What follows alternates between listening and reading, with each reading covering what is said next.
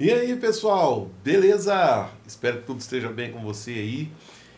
Tô aqui fazendo mais um vídeo, mais um conteúdo sobre música para trazer para você informação, conhecimento, destravamento aí para te ajudar a alavancar, subir sua carreira musical. Tô aqui fazendo isso com dedicação e com carinho, porque realmente é o que eu desejo, é o que eu quero e gostaria muito de contar com a sua colaboração também. Se você estiver vendo aqui pelo YouTube, que você se inscreva no canal, né? Não deixe de se inscrever, ativar o sininho para ser notificado, porque a plataforma ela não gosta de entregar para quem não tem o sininho apertado. Então aperta aí o sininho para você ser notificado a respeito dos novos vídeos que eu subir. Se você estiver vendo pelo Facebook, é a mesma coisa, né? Se inscreve aqui na minha página, né? Siga a minha página aqui no Facebook, também deixa um like aí no vídeo e nas duas plataformas gostaria de te pedir, deixa um comentário sobre esse assunto, porque eu tenho certeza que com os comentários a gente vai ter mais engajamento, a gente vai conseguir falar para as plataformas que os vídeos que eu estou fazendo são importantes para você que gosta do assunto de música e que ela deveria sim distribuir para mais pessoas aí, porque mais pessoas precisam desse conhecimento que eu venho trazendo aqui. Então conto com você aí para me ajudar nisso, beleza?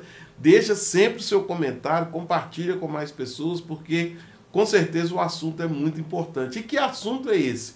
Hoje eu quero falar sobre os nossos ídolos gravaram a partir dos teclados. Por que eu não posso, né? Os meus ídolos morreram de overdose, será que foi isso, né? Como diz a música do Cazuza, né? Meus heróis morreram de overdose, né? Gente, essa é só uma alusão, né, que eu estou fazendo aqui para poder tratar sobre um assunto que é muito delicado, realmente muito delicado, para a maioria dos compositores e cantores, principalmente os emergentes, né? As pessoas elas ficam assim com algumas preocupações em relação à qualidade da sua gravação, fica pensando que algumas coisas precisam ser feitas assim de uma forma, como é que eu posso te falar, de forma extremamente cara para ela poder ter um respaldo numa conversa, numa roda de amigos, né? Para ela poder falar que custou caro. Então, quer dizer, se custou caro é porque é bom. Bom, eu não tenho como discutir que quanto mais caro nesse universo da música, nesse universo da gravação, da produção musical, quanto mais caro, realmente a tendência é do material ser melhor. Eu não tenho como discutir isso, porque os equipamentos, eles implicam, né, um investimento muito alto. Então, assim, por exemplo, um equipamento que tem um custo de R$ 1.000 para o dono do estúdio, ele vai ter um tipo de componente. O mesmo tipo de equipamento que custar R$ 5.000, ele vai fazer naturalmente a mesma função, mas ele terá, por exemplo, dispositivos, né? Ele vai ter ali dentro dele componentes que serão melhores, né? Vão ser componentes mais bem elaborados. Então, a tendência é daquele aparelho entregar uma performance melhor naquilo que ele está se propondo a fazer, né? Eu vou dar um exemplo que todos vão compreender. Você tem um microfone que você compra ele a R$ 200, ele vai entregar uma qualidade de áudio. Se você tem um microfone que você compra ele a R$ 2.000, ele vai entregar uma outra qualidade de áudio, porque os componentes de um e do outro vão ser diferentes, né? Então, do mais caro, os componentes serão melhores, ele tem a obrigação de entregar uma melhor performance, né? Os dois são microfones, os dois vão captar, né? Os dois você vai cantar e eles vão gravar a sua voz. No entanto, você terá uma diferença no resultado devido a essa questão tecnológica aí envolvida na questão de componentes. E outra coisa, para a gente que é dono de estúdio, uma coisa que conta muito é a durabilidade. A durabilidade de um equipamento conta muito. Então, assim, às vezes você compra um equipamento que promete uma entrega e ele realmente faz uma entrega razoável, né? Bem próxima daquilo que é o bom, realmente. E um equipamento barato. No entanto, ele dura pouco, né? Ele vai estragar com mais facilidade, ele é mais frágil, mais sensível, né? Devido aos componentes serem componentes mais frágeis, componentes de pior qualidade. Então, não tem como a gente falar assim, o mais caro não é melhor do que o mais barato. Não posso falar isso porque eu estaria sendo insano, né, se eu falasse isso com você. Principalmente nesse universo de gravação, que as coisas são tão minuciosamente estudadas, né? As coisas são tão minuciosamente trabalhadas, projetadas, né? A gente tem, para você ter uma ideia, a gente tem alguns equipamentos. Vou pegar um equipamento aqui na mão, que eu tenho aqui, ó, tá na mão aqui, ó. Esse equipamento aqui é um pré-amplificador valvulado. Esse equipamento aqui é um pré-amplificador valvulado.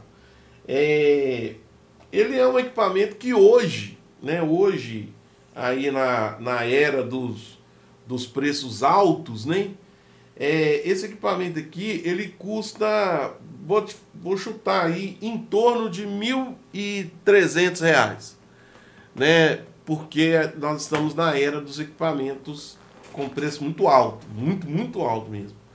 Então ele está ali na casa dos 1.300, de 1.000 a 1.500, para eu não errar. Aquele equipamento ali que eu mostrei para vocês, um pré-amplificador valvulado. Ele é muito bom. Ele entrega realmente assim aquilo que a gente está pretendendo, está esperando. Ele entrega no microfone, né? Quando eu plugo o microfone ali e tal, faço a calibragem, ele me dá um som muito legal. No entanto, esses dias atrás, um amigo meu me ofereceu um equipamento com a mesma função, R$ 18.000. R$ 18.000. Esse aqui é de entre 1.000 e 1.500, né? Um equipamento de baixo custo,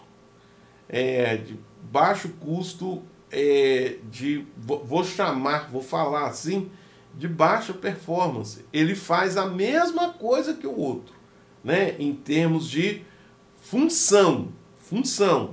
Eles dois têm a mesma função, no entanto o outro é R$ 18.000.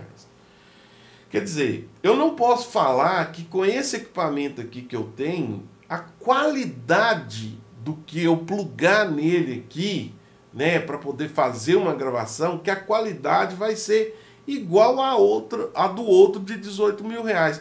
Porque senão, qual que é a razão, qual é o motivo, qual é a lógica de existir um outro de R$ 18.000? Não existe, não existiria. Por quê? Não, mas existe essa diferença. Sim, sempre vai existir. Mas eu estou aqui nesse vídeo, eu estou comentando sobre esses assuntos para falar com você sobre instrumento ao vivo e instrumento, hoje todo mundo conhece a expressão sampleado, né? Instrumento ao vivo e instrumento sampleado. Dá muita diferença na gravação, dá muita diferença na música. Bom, eu preciso ser sincero com você, eu preciso ser honesto. Eu sempre procuro fazer vídeos aqui falando sobre honestidade, né, sobre esses assuntos de música com total honestidade. Eu preciso ser sincero. Dá diferença sim, quando você considera a executabilidade, né, ou a execução, para ficar mais fácil. Quando você considera a execução, o instrumento ao vivo, ele vai ter uma performance humanizada. Quando você considera o sampler, ele vai ter uma performance perfeita, né? Então, o que a gente considera de diferença não é que essa diferença vai tornar a gravação pior, mas a diferença é se existe a chance de você perceber uma diferença entre um processo e outro, é que é muito mais fácil a gravação sampleada soar com perfeição do que a gravação feita através do instrumento ao vivo. Por que isso acontece, gente? Por causa justamente desses exemplos que eu dei atrás com relação a equipamentos, né? Os equipamentos de captação, os equipamentos de gravação, eles fazem muita diferença. Então, se você, por exemplo, se você tem uma bateria, vou logo nesse assunto, que é o assunto que a maioria das pessoas querem, né? Eu quero uma bateria ao vivo, tá? Mas você tem uma bateria, por exemplo, uma Gretsch, que é a bateria mais cara do mundo. Você tem uma Gretsch com uma afinação perfeita, e você tem um músico bom, de boa performance, para poder tocar aquela bateria ali, mas os seus equipamentos disponíveis para gravar aquela bateria são justamente aquele microfone de R$200 e o pré-amplificador de R$1.500. Vai gravar a bateria? Vai ficar legal? Você vai ouvir bem? Você vai ouvir, vai ficar bom, a coisa vai funcionar, né? Só que, se você comparar que a bateria que foi gravada no sampler, ela é também a Gretsch, mas não é a de entrada. É a custom, né? É a mais alta da marca. Que a pele que foi usada ali naquela bateria para gravar o sampler foi também assim, a melhor do mundo. Os microfones são microfones de 15, 20, 30 mil reais ligados, conectados para poder captar o som daquele sampler, né? Os equipamentos, né? Cada canal daquela bateria tem um pré-amplificador desse de 18 mil reais ligado nele. Então a bateria ela está sendo captada com o melhor que existe. O melhor que existe está sendo usado para poder captar aquela bateria sampler. Então, como que eu vou falar para você que o som do sampler será igual ou vai ser pior do que o som de uma bateria gravada em 99% dos estúdios no mundo? 99% dos estúdios no mundo não tem o mesmo recurso que essas empresas que gravam os samplers têm. Essa é uma realidade. No Brasil, eu vou falar para você que no Brasil, talvez a gente tenha aí 2, 3 estúdios no Brasil que tenha algum recurso que se aproxima do recurso que essas empresas têm para produzir esses samples de altíssima qualidade de bateria. Então, poxa, Davi, mas você está dizendo então que é melhor ser feito de forma eletrônica do que de forma humana? Não, eu não estou dizendo isso. O que eu estou dizendo é que o som do sampler é melhor do que o som que você for tentar captar no estúdiozinho aí da sua cidade. Isso eu estou falando e isso sim eu estou afirmando. Qualquer produtor de gravação, né, qualquer produtor musical, qualquer técnico de mixagem, ele não pode, ele não vai, né? Se você pode rodar aí e perguntar, ele não vai falar para você que o som que ele tirou de bateria é melhor do que, por exemplo, o Addictive Drum. é melhor do que o Easy Drummer. Ele não pode falar, ele não vai... Ele pode falar, né? Pode falar. Mas provar não tem como. Por quê? Por causa dos equipamentos, né? Por causa dos equipamentos, por causa de toda a lógica da gravação que existe em torno dessa questão. Bom, então vamos aí, vamos colocar um ponto aqui agora.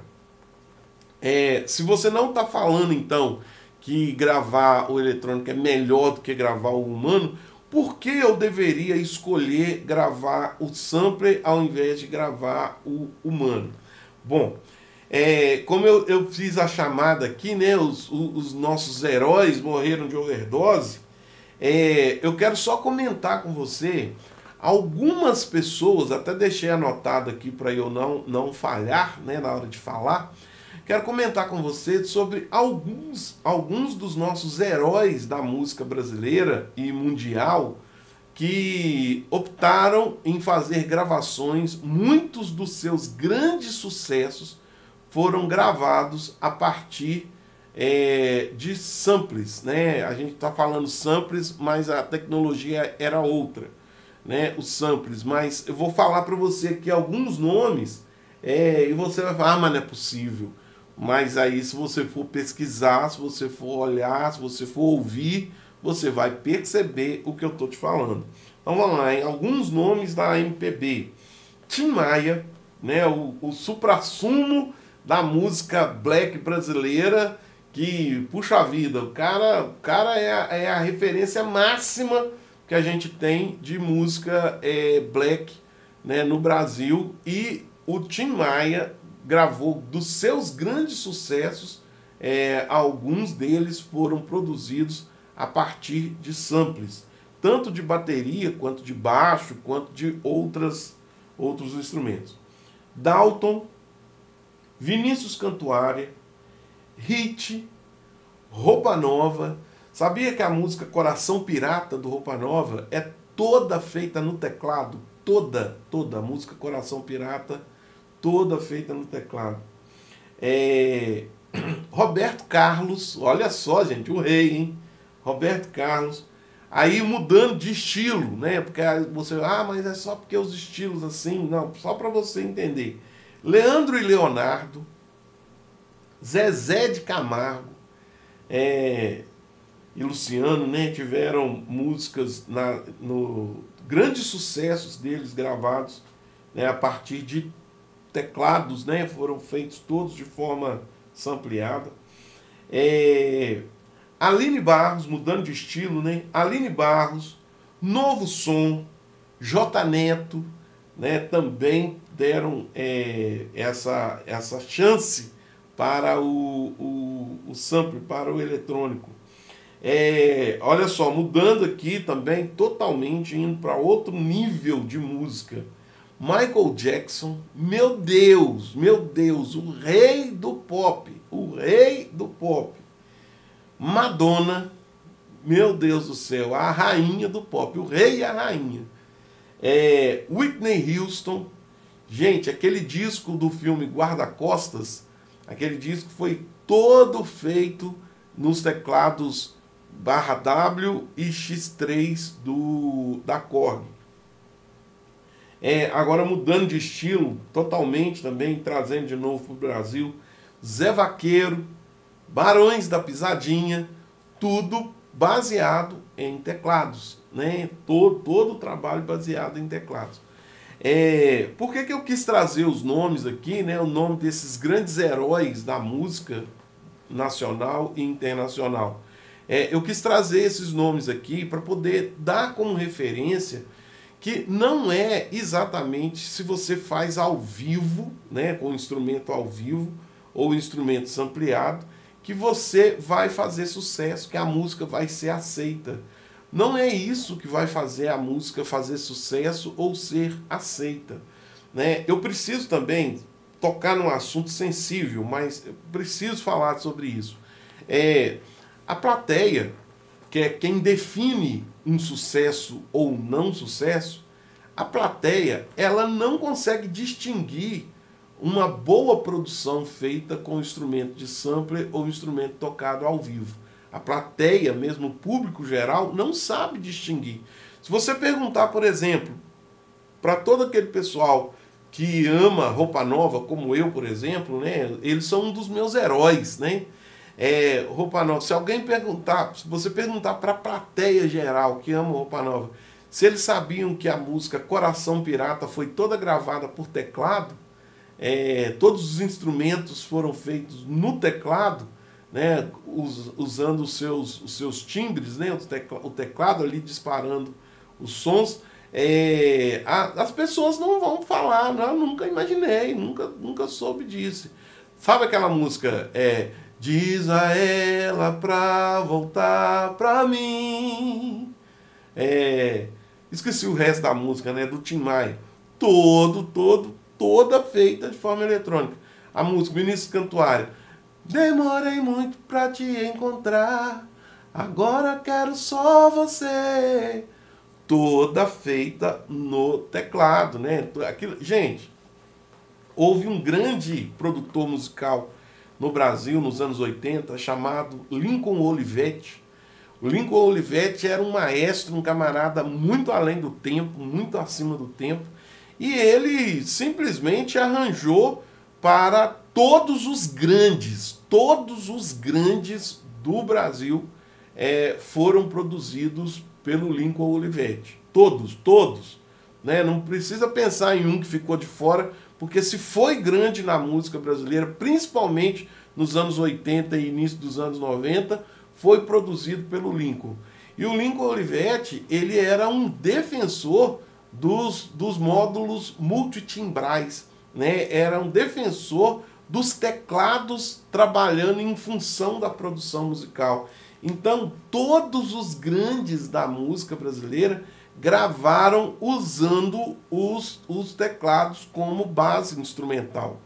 Eu não estou falando que são aqueles ritmos nativos dos teclados que são usados, né? Mas eu estou dizendo que os timbres, né, que estão ali no teclado, o timbre de bateria, o timbre de baixo que está ali naquele teclado específico, os timbres de cordas que estão naquele outro teclado específico, os metais que estão naquele outro teclado específico, aquilo ali, gente, produz uma sonoridade perfeita, uma sonoridade que embalou a música brasileira durante pelo menos 2 ou 3 décadas. Quer dizer, se a gente está falando de música nacional e música internacional, por que então que você tem tanta resistência e você quer fazer, eu quero tudo ao vivo?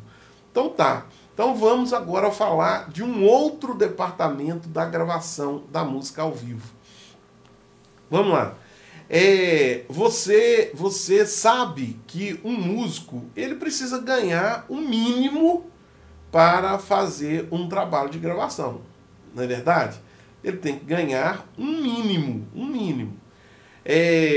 Então você pensa assim, olha, para eu pagar um mínimo para um músico, acredito assim, com o entendimento de que uma gravação é uma coisa perpétua, né? Você gravou a música, ela vai ficar sempre, né? Tem músicas gravadas aí há mais de 70 anos, né? Então assim, se você vai gravar, eu vou pagar um músico para gravar ali, eu tenho que pagar o mínimo. Vou falar o mínimo do mínimo que a gente poderia pagar um músico para poder estar numa produção, numa gravação. R$200. Né? Esse é o mínimo, assim, o mínimo da miséria. Mas seria isso, R$200 para você ter um músico tocando na sua produção. Aí você precisa de bateria, baixo, teclado, violão ou guitarra. Eu vou falar assim, você vai precisar de 4 só. Bateria, baixo, teclado e violão ou guitarra. Né? Não vou colocar mais do que 4 não, só para poder trazer aqui para você uma conta.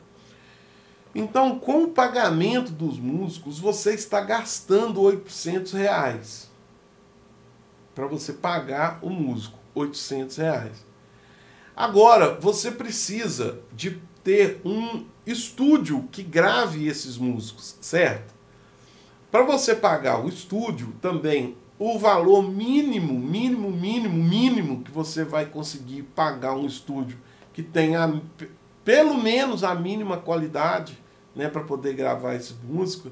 Quando eu falo mínima qualidade, é, por exemplo, é ter um aparelho valvulado que custe pelo menos, né, que tenha, né? É o mais barato, é R$ 1.500, né? É R$ 1.500. E o meu é R$ 1.500.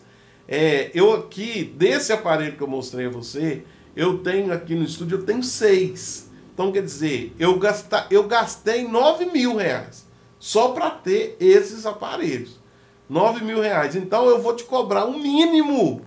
No mínimo que eu vou te cobrar para poder gravar cada músico desse aqui, R$ 200 a hora. É o mínimo que eu vou te cobrar. Então você vai gastar aí, vamos dizer que você vai com muita felicidade, né, com muito empenho e dedicação, com 4 horas você grava os 4 instrumentos necessários dentro da música, né?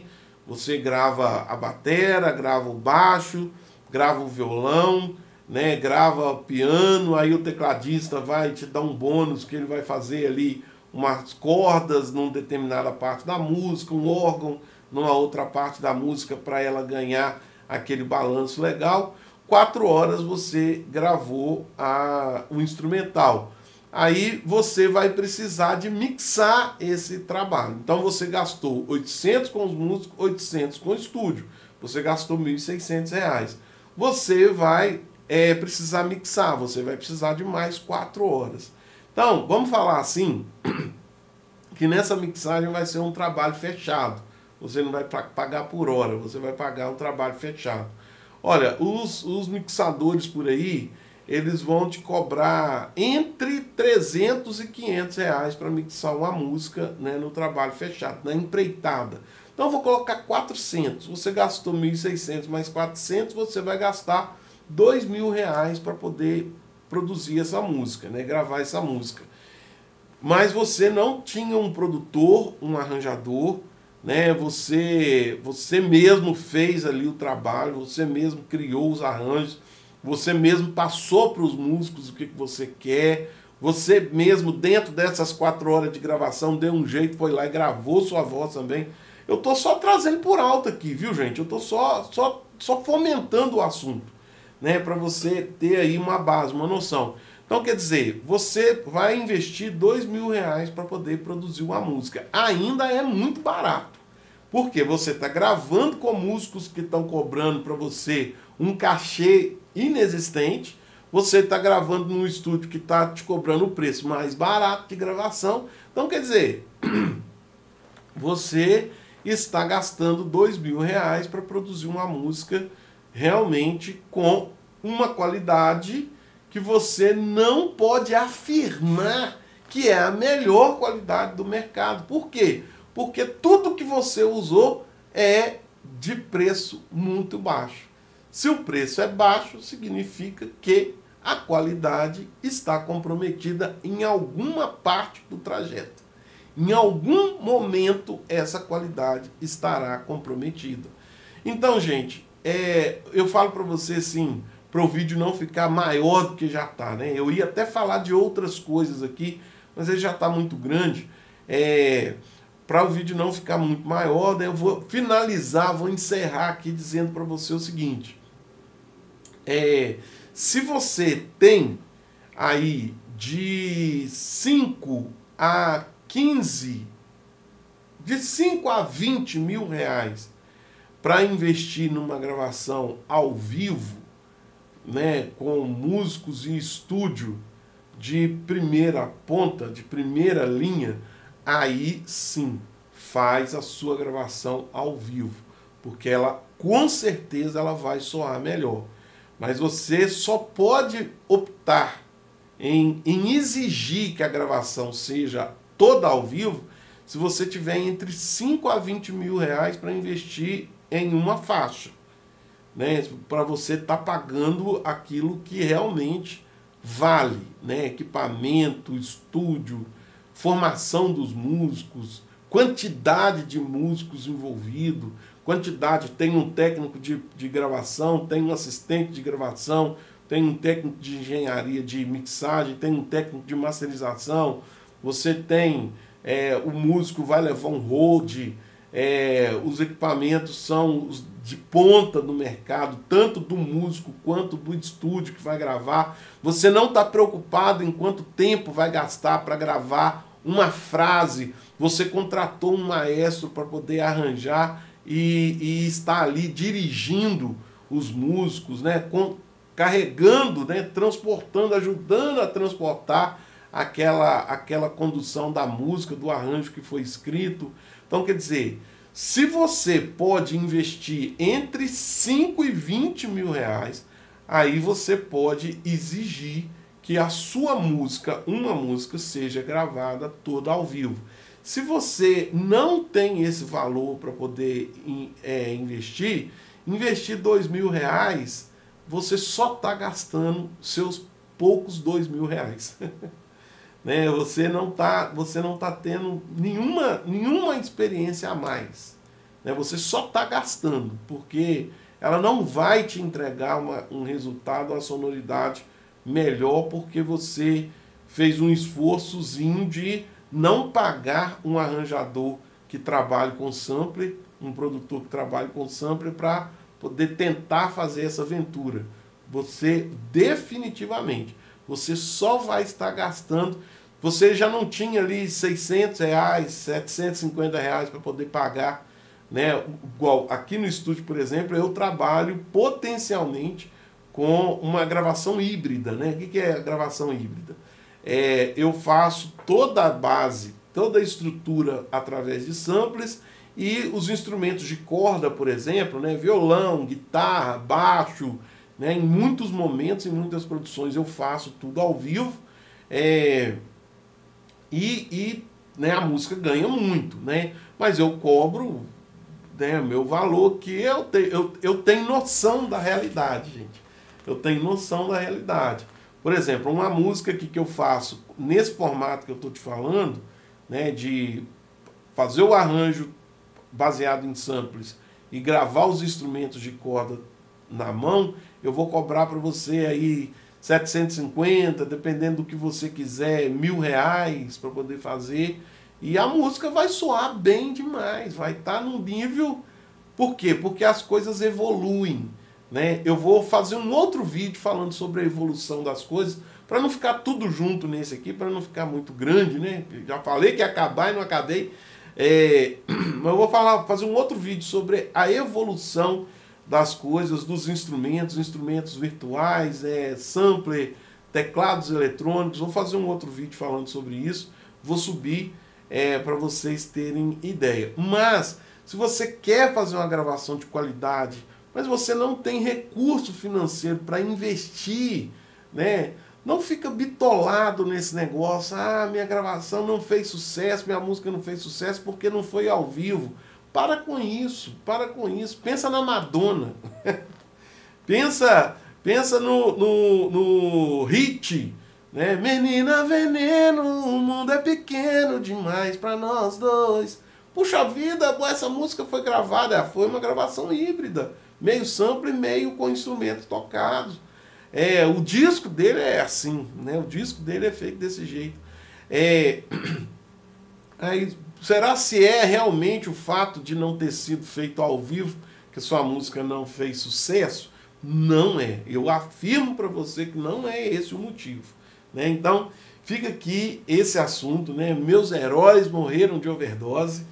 Né, para você poder pegar, entender essa pegada toda aí sobre diferença de sampler ao vivo, né? E eu vou fazer um outro vídeo falando também sobre a evolução dos instrumentos virtuais, né? Até chegarmos agora nos instrumentos virtuais.